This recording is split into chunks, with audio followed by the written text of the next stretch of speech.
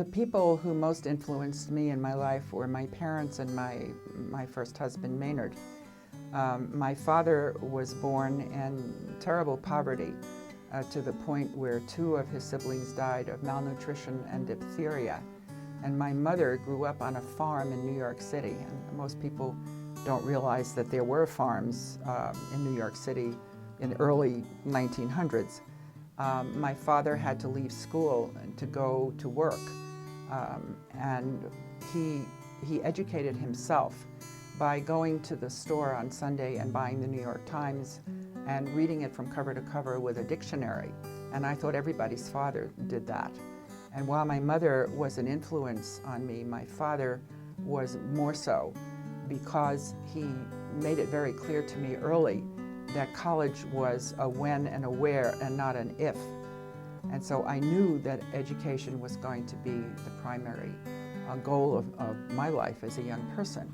My husband, Maynard, also was a tremendous influence on me because he was extremely active in the Albuquerque community. Maynard was very active in Rotary. And then when the Supreme Court decision came that women were going to be allowed in Rotary, I applied right away. And Maynard and I were the first couple in the United States in the same Rotary Club. We had 6 exchange children. In fact, one of them lives here in Albuquerque and is here at this dinner. The other 5 are scattered around Europe and Australia. But I spent most of my time, not only for Rotary, but also for other organizations, working with international students. And that was probably the highlight of my civic life.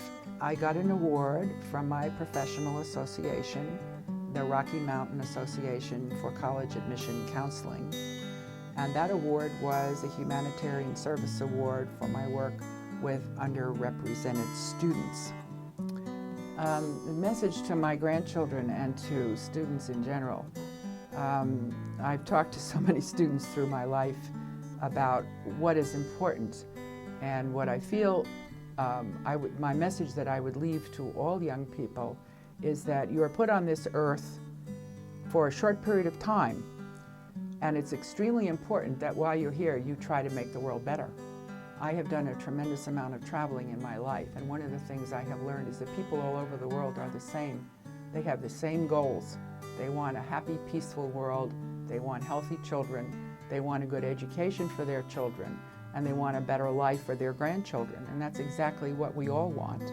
And my message to my grandchildren is to try to make the world better for your grandchildren so that it keeps going, because that's the best thing we can do. And it doesn't take money, it just takes effort.